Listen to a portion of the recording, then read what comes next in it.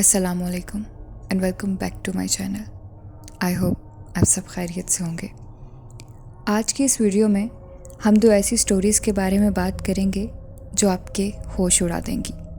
ये दो कहानियाँ नहायत ही मिस्टीरियस एंड स्पूकी हैं और एक दफ़ा आपको चिल ज़रूर देंगी। तो ज़्यादा इंतज़ार नहीं करवाती, बिना किसी देरी के स्टार्ट करते हैं आज की वीडियो। कहते हैं कि कभी भी आपको बाहर पड़ी हुई चीज़ को हाथ नहीं लगाना चाहिए, ना ही किसी राह में पड़ी हुई चीज़ को उठाकर घर लेकर आना चाहिए, क्योंकि ये चीज़ किसी अनदेखी मखलूक की भी हो सकती है और इसको लाने पर आपको किन मुश्किलात का सामना करना पड़ सकता है आप ये नहीं जानते। आज की ये कहानी इसी से रिलेटेड है कि कैसे एक लड़की कॉलेज के लिए घर से निकलती है और उसको रास्ते में पड़ा एक बहुत ही बड़ा मिरर मिलता है।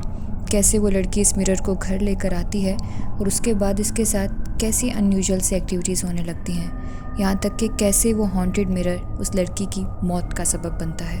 चलिए आइए वीडियो में देखते हैं। सुबह के 8 बज रहे थे और सारा रोज़मर्रा की तरह अपने घर से निकल चुकी थी।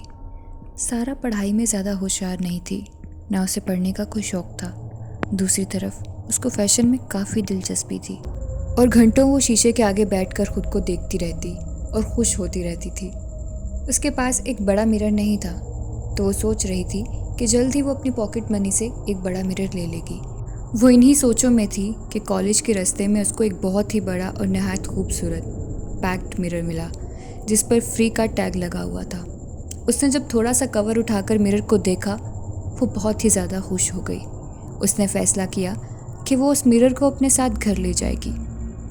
उस दिन वो बहुत ज़्यादा एक्साइटेड थी, इस वजह से उसने अपना कॉलेज भी मिस कर दिया। उसने मिरर को उठाया और कहा, लेट्स कम विथ मी, और वो उस मिरर को अपने रूम में ले गई।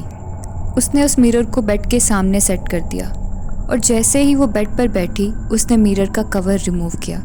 जब उसकी नज़र मिरर पर पड़ी तो वो जैसे किसी और ही दुनिया में चली गई हो। सारा खो सी गई थी। वो मिरर को घूर घूर कर देखने लगी और न जाने उस जादुई शीशे में ऐसा क्या था जो उसको अपनी तरफ खींच रहा था। वो अपने आप को देखकर मुस्कुराए जा रही थी और वो एक ही बात बार बार कर रही थी, सो ब्यूटीफुल। वो अपने कमरे से बाहर ही नहीं आ रही थी। वो अपने बालों में ब्रश कर रही थी। सारा की माँ एक ऑफिस में काम करती थी, जिसकी वजह से वो अक्सर घर से बाहर रहती थी। घर में सिर्फ वो और उसकी माँ रहते थे। उन दिनों भी सारा की माँ ऑफिस के काम से बाहर थी और सारा उस जादुई शीशे के जादू में कैद हो गई थी।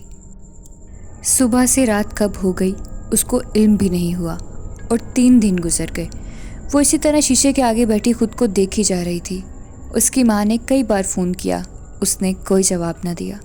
फिर जब उसकी माँ काम से परेशान होकर वापस पहुंची तो वो उसके रूम में आई और उसने देखा कि सारा बहुत अजीब हालत में मिरर के सामने बैठी मुस्कुराई जा रही थी।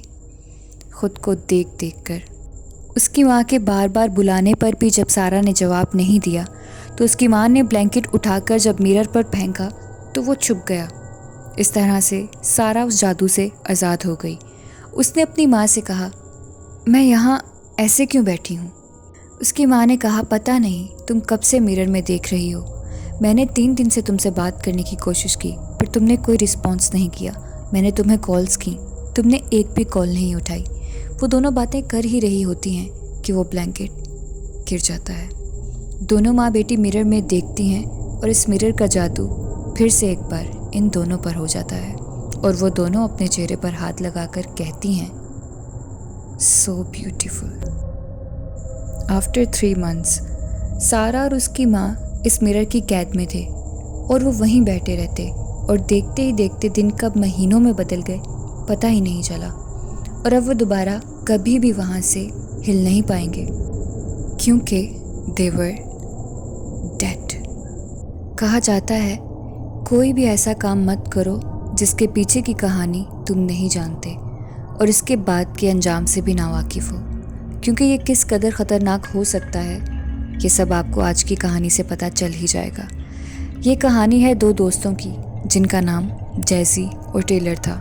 कैसे मजाक मजाक में एक रॉन्ग नंबर ने इनकी जान ले ली, ये जानने के लिए let's jump into our second story. इस कहानी की शुरुआत होती है दो दोस्तों से, टेलर और जेजी। ये दोनों बहुत अच्छी दोस्तें थीं जो वीकेंड नाइट्स पर अक्सर इकट्ठी होती थीं। टेलर और जेजी अक्सर एक दूसरे के घर में गैदरिंग करते थे और डिफरेंट किस्म की गेम्स भी खेलते थे। एक दिन स्कूल की छुट्टी के बाद टेलर ने प्लान बनाया और जेसी को अपने घर रुकने का बोला और कहा, इस वीकेंड हम कोई अच्छी सी गेम खेलेंगे, तुम मेरे साथ मेरे घर रुक जाओ। जेसी ने कहा ठीक है। उसने अपनी माँ से परमिशन ले ली और नेक्स्ट डे यानी वीकेंड वाले दिन जेसी टेलर के घर पहुँच गई। सारा दिन इन्होंने एक साथ में एंजॉय किया, मूवीज़ देखी। जब रात हुई तो अचानक मौसम बदलने लगा। देखते ही देखते बिजली चमकने लगी और बादलों की खौफनाक आवाज़ों से सब डरने लगे। टेलर को हॉरर गेम्स का बहुत शौक था, जबकि जेसी थोड़ी डरपोक सी थी। टेलर को इसे डराने में बहुत मज़ा आता था। उसने जेसी से कहा, लेट्स प्ले अ गेम। जेसी ने पूछा, कैसी गेम्स? उसने कहा, क्या तुमने द मर्डरर नैनी के बारे में सुना है? जेसी ने कहा, नहीं, वो कौन है? टेलर ने अपना फ़ोन उठाया और इस पर एक नंबर डायल किया और कहा, ये लो, कॉल करो।